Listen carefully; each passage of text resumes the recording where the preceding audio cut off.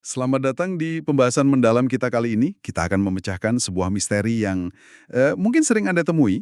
Anda lagi santai baca berita, tiba-tiba ada judul heboh bilang kopi atau ya roti lapis favorit Anda ternyata bisa mematikan. Tapi beberapa tahun kemudian ada studi lain yang bilang itu semua aman-aman aja. Jadi apa yang sebenarnya terjadi? Nah, sumber-sumber yang Anda berikan menunjuk pada satu kasus besar di tahun 2015, yaitu ketika WHO lewat salah satu badannya, IARC, mendeklarasikan bahwa daging olahan seperti bacon dan sosis itu karsinogenik dan memasukkannya ke kategori yang sama persis dengan rokok. Misi kita hari ini mencari tahu gimana hal itu bisa terjadi dan membekali Anda dengan perangkat untuk memecahkan misteri-misteri kesehatan semacam ini sendiri. Benar sekali, dan kasus Bacon ini adalah contoh yang sempurna. Bayangkan deh kehebohannya saat itu. Tiba-tiba, sosis dan bacon ditempatkan di grup satu karsinogen oleh IARC, sejajar dengan hal-hal yang sudah jelas sangat berbahaya, seperti asbes, alkohol, dan merokok. Wajar kalau publik panik. Jelas panik. Saya ingat betul waktu itu. Semua orang bertanya-tanya, tunggu sebentar, jadi sandwich bacon saya ini bahayanya setara dengan sebungkus rokok. Rasanya nggak masuk akal kan? Tapi karena yang bilang itu badan sekelas WHO, orang jadi takut. Jadi, di mana letak kesalahpahamannya? Wajar banget kalau bingung. Dan kuncinya tuh ada di sini, di sesuatu yang sering banget disalahpahami. Sistem klasifikasi IRC itu bukan soal seberapa besar risikonya atau seberapa mematikan sesuatu. Sama sekali bukan. Sistem itu hanya tentang seberapa kuat bukti yang dimiliki para ilmuwan bahwa sesuatu itu bisa menyebabkan kanker, meskipun risikonya mungkin super kecil gitu. Oke, coba kita bedah pelan-pelan.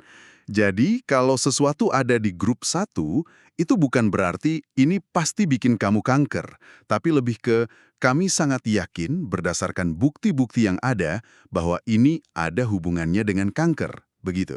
Tepat, grup satu itu artinya bukti kuat. Merokok ada di sana karena buktinya sangat kuat bahwa merokok menyebabkan peningkatan risiko kanker paru yang sangat besar. Daging olahan juga di sana karena buktinya juga dianggap kuat bahwa ia menyebabkan peningkatan risiko kanker usus. Tapi peningkatannya jauh lebih kecil. Keduanya di kategori yang sama karena tingkat kepercayaan para ilmuwan terhadap buktinya sama, bukan karena tingkat bahayanya sama. Oke, mulai kelihatan benang merahnya. Jadi ini soal kepastian adanya hubungan, bukan soal besarnya bahaya.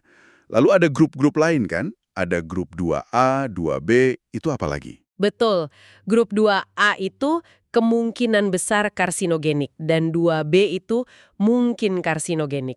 Ini untuk zat-zat yang buktinya lebih terbatas atau kurang meyakinkan. Sebenarnya daftar di grup 2 ini panjang sekali, isinya macam-macam. Mulai dari emisi dari penggorengan sampai ekstrak lidah buaya.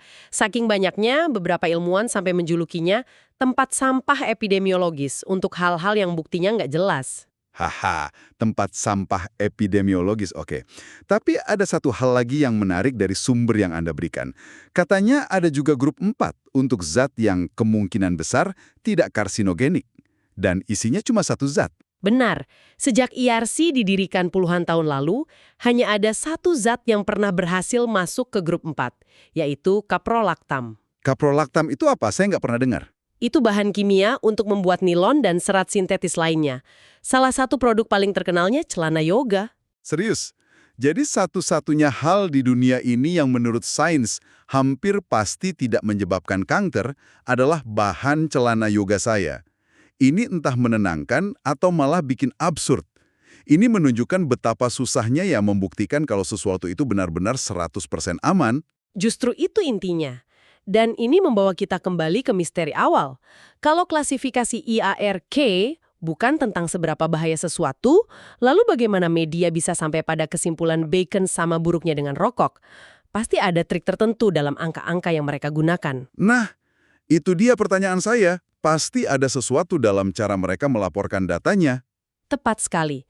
Anda sudah menangkap inti masalahnya. Semua ini bermuara pada dua cara yang sangat berbeda untuk menyajikan data yang sama persis. Yang pertama disebut risiko absolut, dan yang kedua disebut risiko relatif. Media hampir selalu memilih salah satunya karena terdengar jauh lebih mengerikan. Coba tebak yang mana? Pasti. Yang relatif.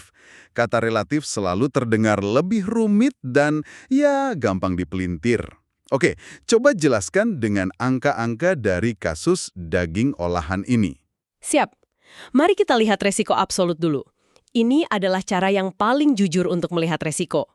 Menurut data dari Inggris yang dikutip di sumber Anda, dari 1.000 orang, diperkirakan sekitar 61 orang akan terkena kanker usus sepanjang hidup mereka.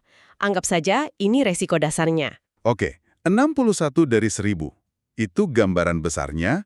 Lalu apa yang terjadi kalau kita memasukkan faktor daging olahan? Nah, di sini jadi menarik. Para peneliti membaginya jadi 2 kelompok. Untuk kelompok yang makan sangat sedikit daging olahan, risikonya sedikit lebih rendah dari rata-rata, yaitu 56 kasus per 1.000 orang. Sementara itu, untuk kelompok yang makan paling banyak daging olahan, risikonya naik menjadi 66 kasus per 1.000 orang. Tunggu sebentar. Jadi, perbedaan antara orang yang hampir tidak makan bacon sama sekali dengan orang yang makan bacon setiap hari, seumur hidup mereka, itu cuma beda 10 orang dari 1.000 orang. Dari 56 jadi 66. Itu artinya peningkatan risiko absolut saya secara pribadi cuma 1%. Itu, kedengarannya tidak seberapa. Itu yang jadi sumber kepanikan. Persis. Peningkatan resiko absolut 1% seumur hidup jelas tidak akan jadi judul berita yang heboh.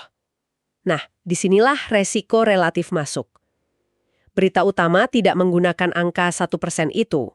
Mereka melihat kenaikan 10 orang itu, lalu membandingkannya bukan dengan total 1.000 orang, tapi hanya dengan kelompok beresiko rendah yang angkanya 56 itu. Saya mengerti permainannya. Jadi, hitungannya jadi 10 dibagi 56.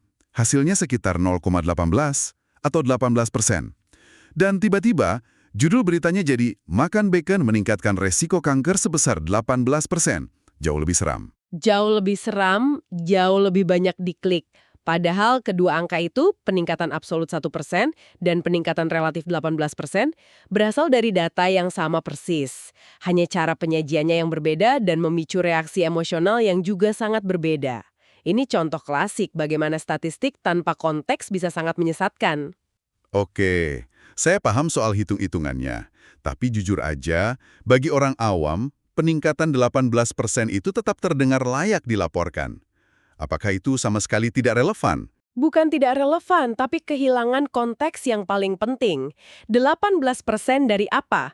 Peningkatan 18% dari resiko yang dari sananya sudah kecil, ya tetap aja kecil. Coba bayangkan begini. Misalnya peluang Anda menang lotre itu 1/10 juta. Lalu saya datang dan bilang, saya bisa meningkatkan peluang Anda 100%.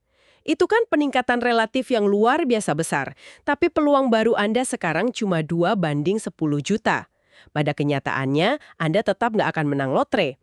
Judul beritanya mungkin peluang menang lotre naik 2 kali lipat, tapi realitas hidup Anda tidak berubah. Analogi yang bagus sekali. Jadi, kuncinya adalah melihat ukuran asli dari risikonya. Ini benar-benar sesuai dengan tema utama dari sumber yang Anda berikan, yaitu ukuran itu penting atau size matters. Bukan cuma soal ada peningkatan, tapi seberapa besar peningkatannya dalam gambaran yang utuh. Tepat. Dan ini membawa kita ke jebakan berikutnya, karena media sering menggunakan frasa lain untuk membuat sesuatu terdengar penting. Signifikan secara statistik. Studi Bacon itu disebut hasilnya signifikan secara statistik. Tapi setelah kita tahu resiko absolutnya cuma 1%, kata signifikan di sini jadi terasa aneh. Jadi apa sih arti sebenarnya? Nah, ini dia. Setiap kali saya baca frasa itu, signifikan secara statistik, otak saya langsung menerjemahkannya sebagai penemuan besar, ini penting, ini nyata. Apakah itu salah? Hampir sepenuhnya salah. Ini salah satu kesalahpahaman terbesar dalam sains. Signifikan secara statistik itu istilah teknis yang artinya cuma satu. Hasil yang kita lihat ini kemungkinan besar bukan karena kebetulan semata. Itu saja. Titik. Cuma itu? Jadi itu sama sekali tidak berarti efeknya besar, atau penting, atau berdampak signifikan dalam kehidupan nyata. Sama sekali tidak. Anggap saja itu seperti para ilmuwan memasang catatan kecil di hasil penelitian mereka yang bertuliskan, menarik. Kayaknya ada sesuatu di sini, bukan cuma data acak, mungkin layak diteliti lebih lanjut. Tapi media melaporkannya seolah-olah temuan itu sudah dipahat di atas batu. Sebuah efek bisa saja signifikan secara statistik, tapi ukurannya sangat kecil sampai-sampai hampir tidak relevan dalam praktik sehari-hari. Wah, ini mengubah cara pandang saya sepenuhnya. Kesalahpahaman ini, menurut sumber kita, adalah bagian dari masalah yang lebih besar. Ada seorang peneliti, John Ioannidis, yang menulis makalah terkenal dengan judul yang sangat provokatif, "Mengapa sebagian besar temuan penelitian yang dipublikasikan itu salah?" Dan salah satu biang keroknya adalah ketergantungan pada satu konsep ini. Betul, yaitu ketergantungan pada nilai P atau P-value.